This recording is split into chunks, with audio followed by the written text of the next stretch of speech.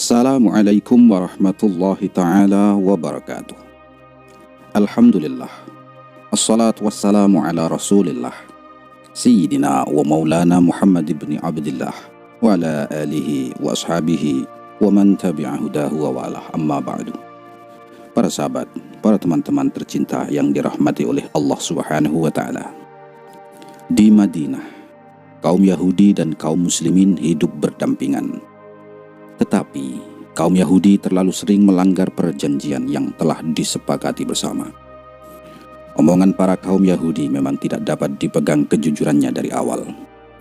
Kejadian seperti ini sudah sering mereka lakukan. Nabi Muhammad SAW akhirnya memilih untuk mengusir mereka keluar dari Madinah. Setelah diusir, mereka pindah menempati daerah yang dinamakan Khaybar, yang jaraknya sekitar 150 km dari kota Madinah.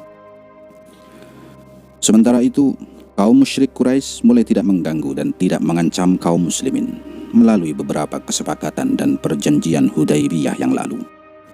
Penyampaian risalah mulai berjalan dengan lancar dan kehidupan kaum muslimin mulai tenang.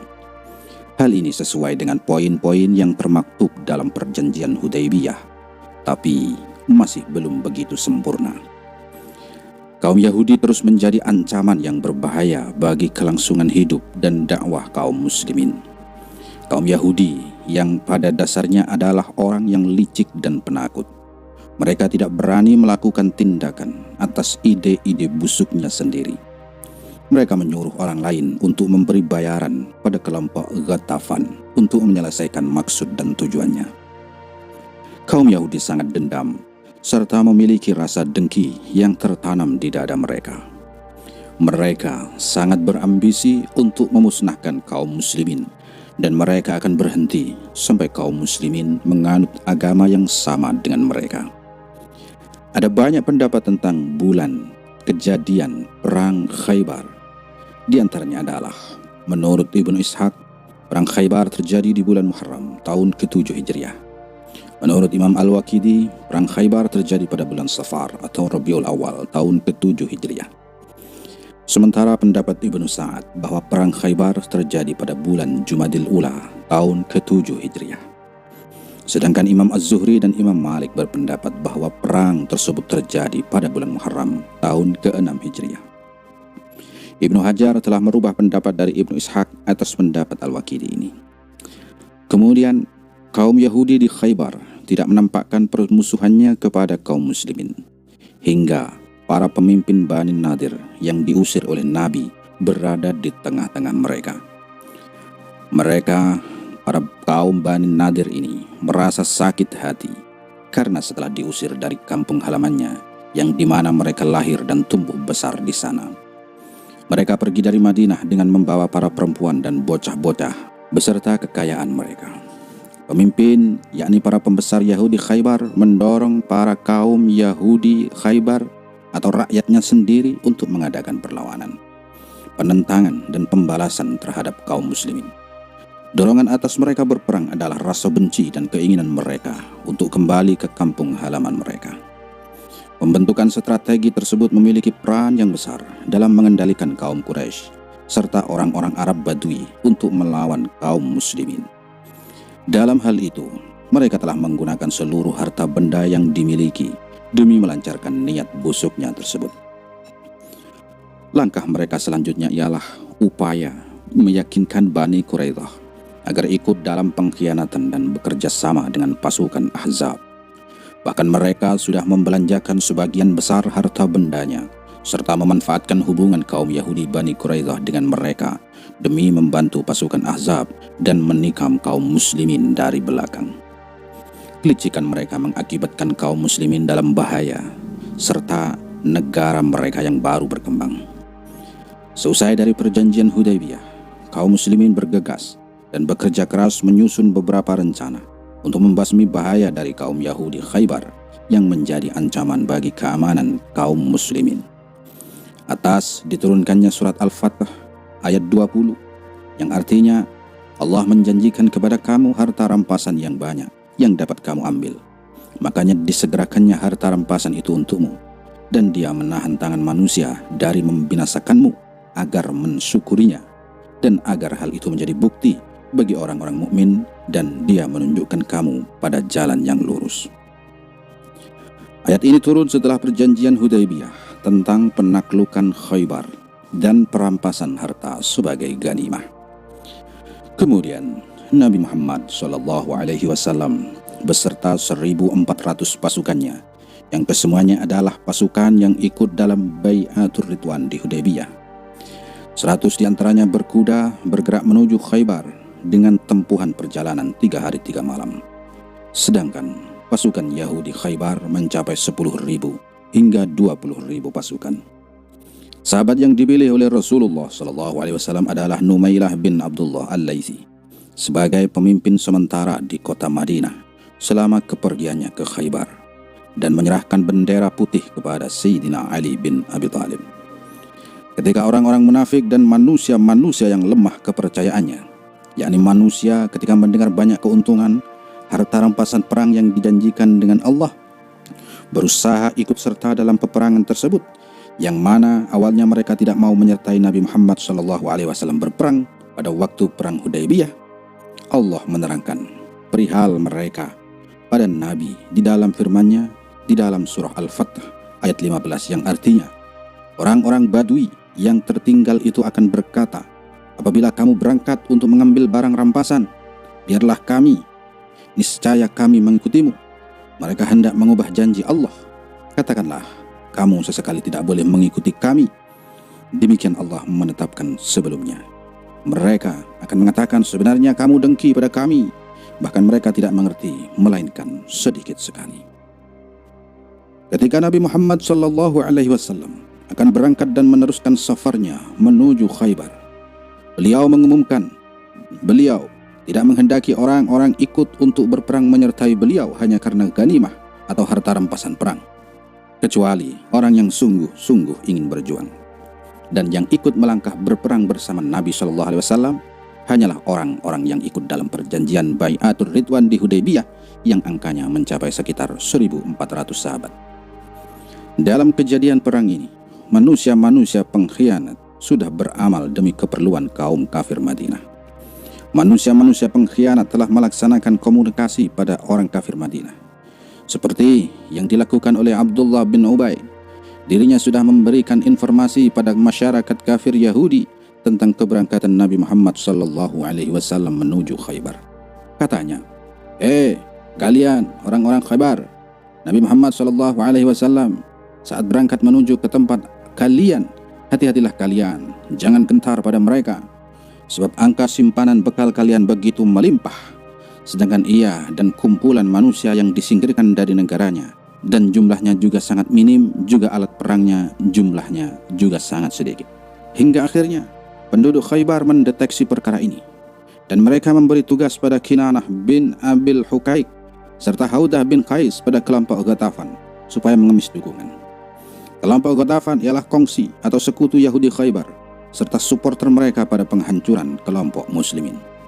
Mereka, para kaum Yahudi Khaybar, memberikan janji akan memberi tanda terima kasih separuh dari keuntungan kebun mereka, yakni kurma Khaybar, pada kelompok Ghatafan jika sukses atau bisa membuat jerah umat Muhammad. Nabi Muhammad SAW beserta pasukan muslim terus berjalan menuju Khaybar dengan keyakinan yang tinggi. Meskipun mereka telah mengetahui kokohnya benteng Khaybar, kekuatan para prajuritnya, serta persenjataan militer yang mereka miliki. Mereka, pasukan Rasulullah, berjalan seraya mengumandangkan takbir dengan suara tinggi, sehingga Rasulullah SAW meminta agar merendahkan suara mereka dengan mengatakan, wahai manusia sekalian, lunaklah dengan diri kalian.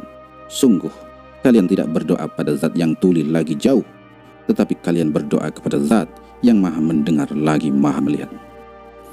Diriwayatkan oleh Salamah bin Al-Aqwa, katanya, kami mengadakan perjalanan malam hari bersama Nabi Muhammad SAW menuju Khaybar. Setelah pasukan muslim melalui Bukit Asir, kemudian ke penjuru Bukit As-Sahba, wilayah Khaybar paling bawah, kemudian menemui dataran rendah yang dinamakan Ar-Raji, sedang batasan antara dataran rendah Ar-Raji serta antara kelompok Bani Ghatafan sama halnya dengan perjalanan 24 jam. Sementara itu, di sisi lain, kelompok Ghatafan bergegas melanjutkan perjalanan kota yang dituju supaya membantu masyarakat Yahudi. Dan pada saat di jalan, semuanya memperhatikan sesuatu keanehan di wilayah mereka sendiri. Semuanya mengira sesungguhnya penduduk Islam sudah menyerbu famili dan kekayaan mereka. Maka setelah itu semuanya pun balik.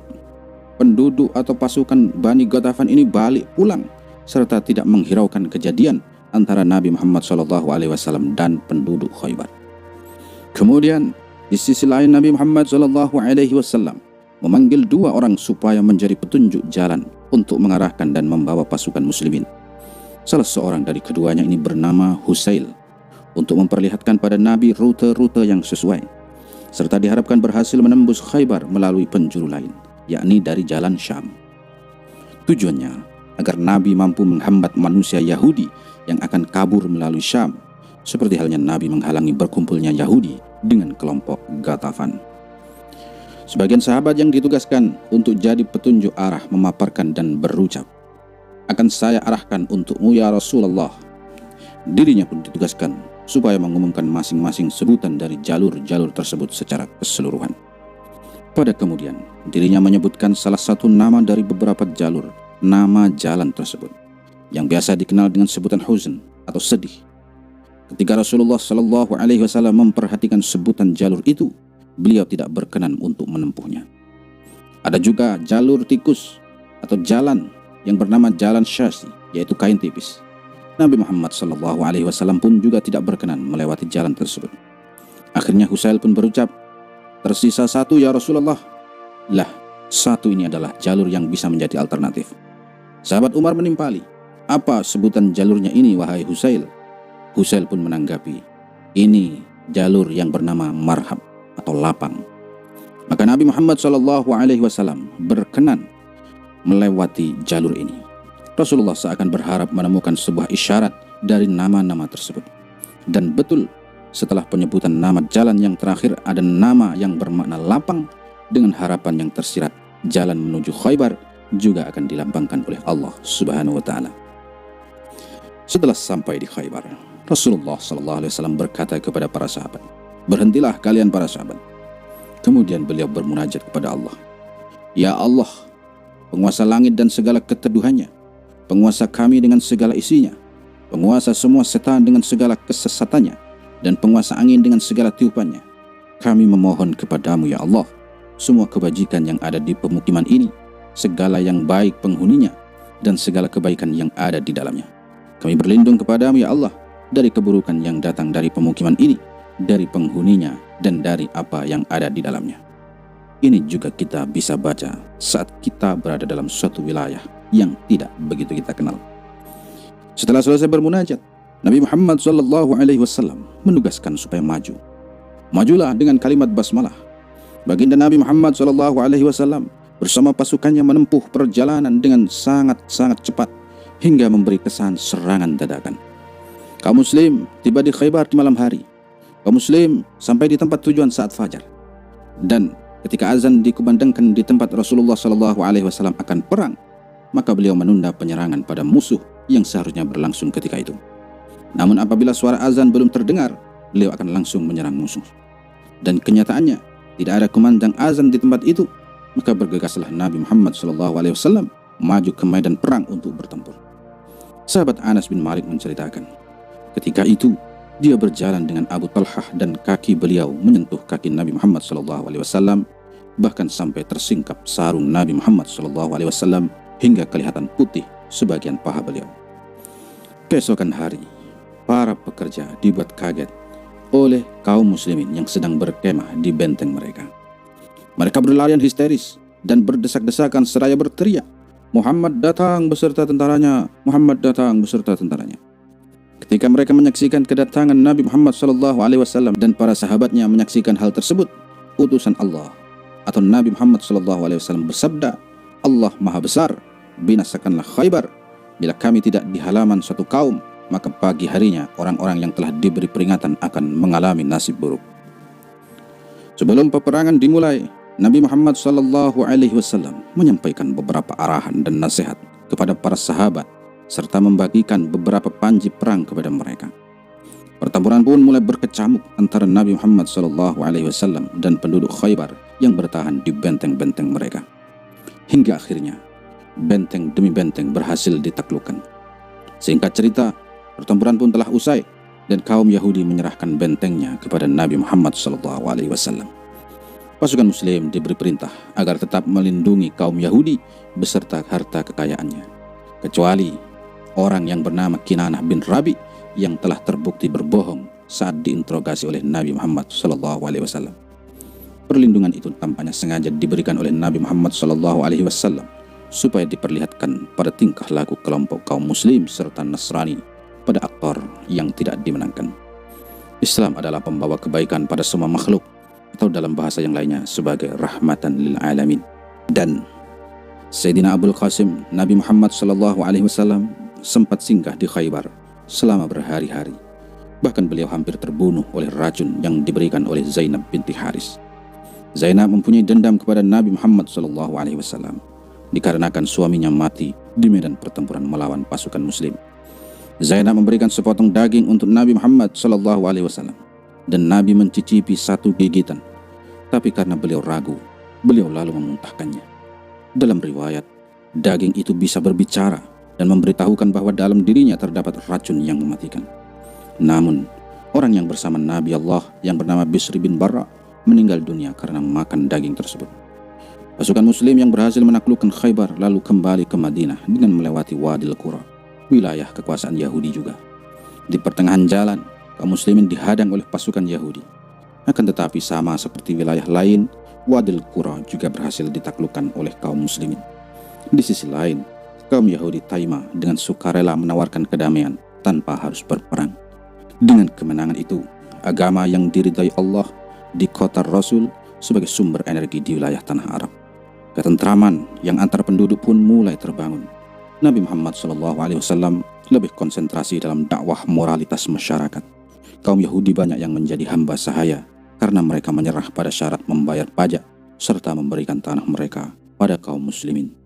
Demikian sejarah Perang Khaybar. Semoga bermanfaat. Wallahu a'lam bishawab. Wassalamualaikum warahmatullahi wabarakatuh.